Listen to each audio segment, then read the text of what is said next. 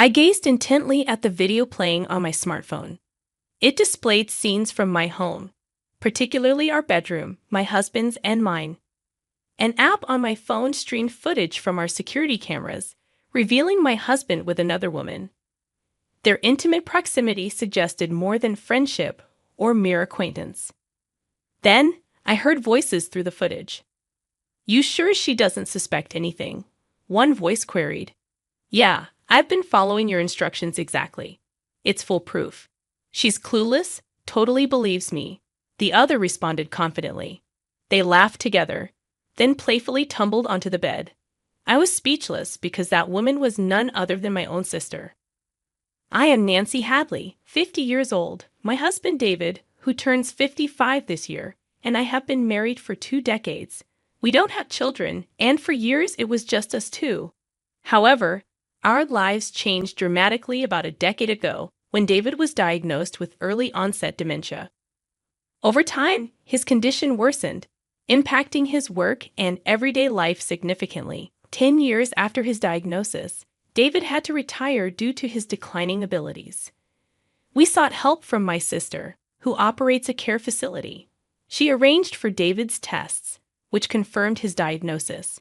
Now, we have a caregiver from my sister's facility visit twice a week to assist us. On the day our regular caregiver, Ms. Johnson, arrived, she asked, "Nancy, how's David doing?" She had brought someone with her, my sister. "He's your husband, after all." "I worry too," my sister remarked. Despite her busy schedule, she frequently checked in on us, caring for David like a brother, as she always wanted one. Thanks to my sister and Ms. Johnson's support, I can go to work every day with peace of mind, knowing David is in good hands. While I went out to work, my gratitude towards my sister and Ms. Johnson was immense. Without my income, our household finances would crumble. However, they couldn't assist on weekends, leaving me solely responsible for caregiving. Balancing work during the week with David's care on weekends left me with little time for myself. I didn't fully realize my fatigue until a nurse, who knew me well from David's regular checkups, noticed. We had known each other for nearly a decade, and she could sense even the smallest signs of exhaustion. "Mrs. Hadley, caregiving for your husband is undoubtedly challenging, but you need time to rest on your own," she advised gently. "You're right. I understand. I could ask Anne and Miss Johnson for help in emergencies, but I hate to burden them further," I replied. During one of David's checkups, the nurse mentioned a new addition to their staff, a nurse from a specialized dementia hospital in New York. "Maybe she can offer some assistance," she suggested, pointing in the nurse's direction. I turned and couldn't believe my eyes. It was Amy, my best friend from college. We embraced, celebrating our unexpected reunion. Amy explained that she had returned to our hometown after her children grew up and she divorced her husband. "Let me know when you're free for coffee," she suggested warmly.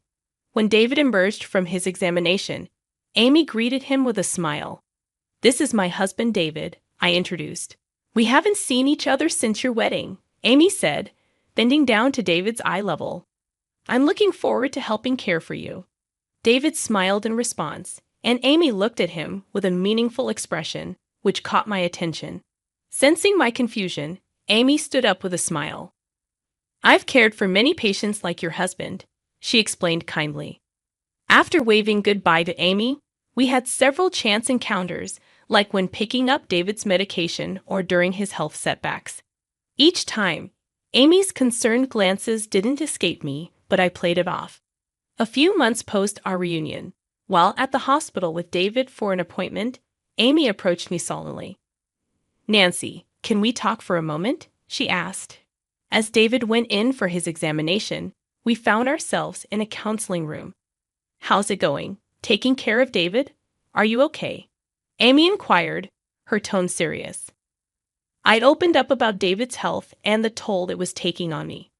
Amy listened intently, appearing genuinely concerned. Then, unexpectedly, she began with, "Actually, Nancy." What followed was shocking. Amy recounted a recent encounter about a week before we reunited. While shopping in town, she spotted Anne, my sister. and a man she recognized. When Amy approached, Anne introduced the man as her boyfriend. It wasn't until we met again at the hospital that Amy realized the man was David, my husband. I was stunned. "No wonder you looked so taken aback that day," Amy remarked. She had seen Anne and David together in town. A week before we reunited, David seemed completely oblivious to Amy's presence. I looked different back then, longer hair, glasses. I probably appeared unrecognizable to him. But something else troubled me deeply. According to Amy, David's behavior at the hospital seemed unnaturally composed for someone with dementia. She mentioned it mirrored the actions of someone she knew from her former workplace, a person feigning dementia. The man I saw in town was walking confidently, responding clearly, appearing perfectly healthy. Could Amy have mistaken him? I suggested. "I don't think so. You know David has those distinctive moles under his right eye, right?" Amy replied. "The man I saw had them too. It's quite a unique feature. I'm sorry for speaking about your husband that way," she added, sensing her remark might have been inappropriate. Amy's observation lingered. Could David have been pretending to have dementia for a decade and be having an affair with Anne? The thought was absurd, but Amy was trustworthy. "Honestly, I don't think this hospital is very good," Amy confessed. "The doctors here aren't great, and there are rumors. Doesn't it seem odd they have so many patients?" Struck by her words, I decided to take action. I bought a home security camera and discreetly placed it in our living room and bedroom to monitor while I was at work. Viewing the footage on my smartphone during breaks revealed a stark contrast. David's behavior was markedly different from what he showed me. He was neither lost nor confused about his surroundings. He was living a seemingly normal life. Furthermore, when Ms. Johnson, the caregiver I had entrusted to look after David, arrived, there was no indication of her providing care. Furthermore, I discovered that Anne had been visiting my house frequently while I was away. Their conversations were captured clearly on the footage. "You're not getting caught pretending to have dementia, right, David?"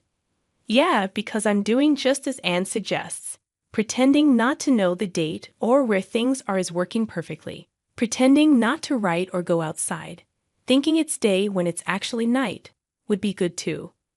Nancy is a trusting person, so I don't think she'll suspect anything. Is Miss Johnson okay? Won't she spill the beans?" "She's fine. She's a single mom with a kid, so she needs money. I've been giving her a little higher salary, and she's been keeping quiet." After laughing together, they would flirt and head to the bedroom. I was left speechless when I saw the footage. I couldn't believe my sister and husband were conspiring behind my back, but the evidence was undeniable. A few days later, feeling compelled to confront Miss Johnson, who had been caring for David, I arranged to meet her the following Saturday. I visited her apartment and showed her the footage. She looked resigned and apologized with tears in her eyes, admitting, "What's in this footage is the truth.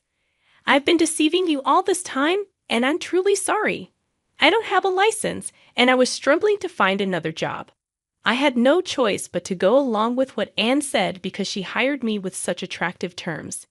Despite her remorse, Miss Johnson provided me with copies of receipts, daily reports, and her diary from that time. No matter how much I needed money, what I did was unacceptable as a human being. "I am really, really sorry," she reiterated.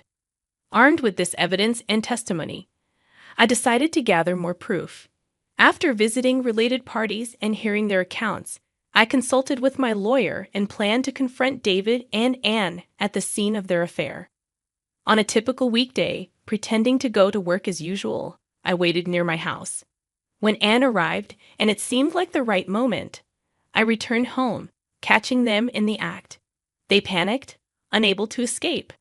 "I know everything now, David," I said coldly. David began to confess hurriedly, blaming Anne for seducing him into the deceitful plan. Anne went hysterical, raging against David for trying to duck responsibility. "Shut up! You're the one who kept pushing me into this," David retorted. Unable to tolerate their bickering, I intervened. "That's enough. Both of you get out." I threw them, along with their clothes and Anne's purse, out of the living room window and shut it. They banged on the window, pleading and explaining, but I ignored them.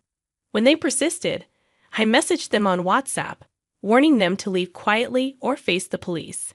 For a few days, they remained silent. Afterward, they continued to come to the house and send messages on WhatsApp, which became irritating. So I made the decision to sell the house and move to a weekly rental apartment. In fact, when David was diagnosed with dementia, I had preemptively changed the title of our jointly owned house to my name. David, who had retired and could no longer manage the mortgage, made this change necessary. I anticipated potential difficulties if a dementia patient retained decision-making authority in an emergency. Fortunately, I was able to sell the house for more than expected and purchased an apartment with the quietly saved funds. Unexpected as the situation was, I must say, good job to past Nancy. Following the divorce, I also claimed division of assets against David. Regardless of David's ability to pay, this statement declared, "You did this to me. I'll never forgive or forget it." Subsequently, I heard through the grapevine that after divorcing me, David remarried and now resides in her house. However, it appears that their relationship is not thriving. I assume David and Anne were swept up in the excitement of their affair. Once married, they could no longer sustain the carefree lover lifestyle. Living together for better or worse, they must face the reality of their situation. Though I'm indifferent, they seem to have received their due. Thanks to Ms. Johnson's revelation, Anne's facility lost its license and closed. The facility struggled to repay its debts, having borrowed extensively from the bank during its opening. This seems like a fitting consequence for a sister who stole her sister's husband. The dubious doctor who issued the false diagnosis faced trouble as well. His staff, including Amy, quit one after another, leading to the closure of his clinic. Apparently, he had been issuing false medical reports for unsavory sources in return for patient referrals. This revelation shocked me, highlighting the extent of some doctors' misconduct. Reflecting on these events, I realized my fault lay in being too trusting. I accepted my sister's word and the doctor's claims at face value. Amy pointed out that I'm too kind and trusting. While I don't like to doubt people, I've learned the importance of scrutinizing information and thinking for myself. On a brighter note, Amy has found a new job at a large general hospital in a neighboring town. Her work experience at a New York hospital earned her the trust of colleagues, and she's enjoying her new role. Following Amy's recommendation, Ms. Johnson also found work at the hospital cafeteria, which Amy finds adorable. Speaking of adorable, Amy's eyes sparkle at the sight of a puppy playing with a ball. This male miniature dachshund joined my home about a month ago and has become my cherished companion, soothing me after long workdays. Amy visits more often under the guise of seeing the puppy, but I know she's concerned about me. While I've lost my husband, I cherish the enjoyable time with my best friend.